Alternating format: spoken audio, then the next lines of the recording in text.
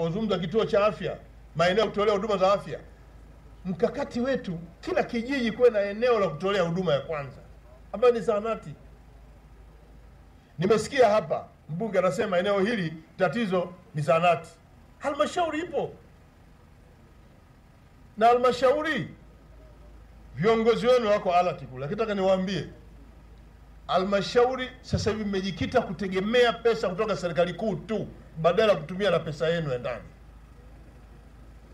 Miradi yote kwenye halmashauri inajengwa na pesa kutoka serikali kuu. Haya, pesa yenu mnafanyia nini? Zahanati ya milioni 50 mnasubiri serikali kuu. Mkurugenzi yuko kule, anayekaimu mkurugenzi yuko. Kwa mwaka mnakusanya shilingi ngapi? Mheshimiwa Waziri Mkuu, kwa mwaka huu wa fedha kwa mujibu wa bajeti yetu tumekusudia kukusanya bilioni 5.3, lakini mpaka sasa tumeshakusanya bilioni 4.1. Mmeshavuka malengo. Bado hatujavuka malengo, tuko 74.3. Katika bilioni 5.3 tumeshakusanya bilioni 4.1 Mheshimiwa. Si kuanzia Julai? Ndio. Leo Machi? Ndio. Si mpaka nusu mwaka mmeshavuka zaidi? Ndio Mheshimiwa. Kwa hiyo mnazo pesa nyingi? Ndio Mheshimiwa. Zahanati shilingi ngapi? Zahanati hii ni milioni 50 kwa mwaka, bilioni 5 Nusu mwaka mnakusanya shilingi ngapi? Kwa nusu mwaka kwa mujibu wa bajeti yetu nusu mwaka itakuwa ni bilioni 2.5 Mheshimiwa. Na mmekusanya nyingi? Ndio. Zipo Mheshimiwa, na zingine tayari tumeshaelekeza kwenye miradi ya mapato ya ndani. Na zahanati ya hapa? Kwa zahanati ya hapa tumekusudia kuiweka katika bajeti zitakazofuatia. Hiyo hapa. Zahanati ya hapa. Zahanati ya hapa. Mheshimiwa Waziri Mkuu, tumeipokea kwa ajili ya kuzingatia katika bajeti yetu ya mwaka unaofuatia. Kuzingatia bajeti gani? Pesa si mnayo? Ndio Mheshimiwa Waziri Mkuu. Pesa hii inaambiwa na madiwani tu. Ndio Mheshimiwa. Makamu mwenyekiti wa halmashauri yupo? Makamu mwenyekiti wa halmashauri. Madiwani simpo? Wapo. Sio mnakaaga mnabadilisha matumizi kwa pesa yenu ya halmashauri. Zahanati hapa shilingi milioni 50 zitawashinda kutoka kwenye bilioni 2 ngapi? Amshindwi. Mkurugenzi, sema maneno hapa wananchi wasikie.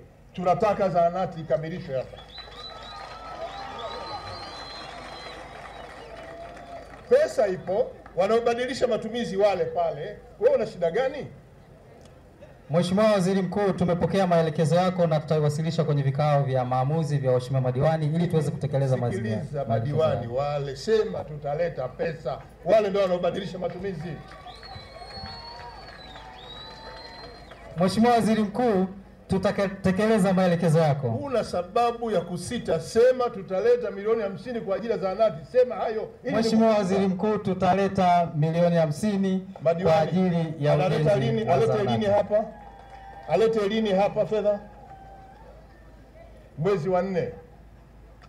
Na mimi nimekubaliana na hiyo kwa sababu wale ndio wanaofanya mabadiliko ya matumizi. Mna bilioni 4. Milioni 50 tu kwa ajili ya wananchi hawa wanateseka kuna Igunga kutibiwa. Tumepokea maelekezo yako. Hapa kwenda Igunga ni kilomita ngapi? Kutoka hapa mpaka pale Igunga kilomita ngapi? 25. 25. Hawana hata zahanati. Milioni 50 mmezikalia. Leta milioni 50 hapa mpaka mwezi wa 4 pawe tayari. Mkuu wa mkoa hapa simamia zahanati. Tunataka zahanati hapa mpaka mwezi wa 4. Pesa hiyo imeshafika, ujenzi uanze. Kama walishaanza wenyewe ujenzi wamalizie. Kwa sababu pesa yenyewe mnazo. Miradi yenu yote inajengwa na serikali kuu.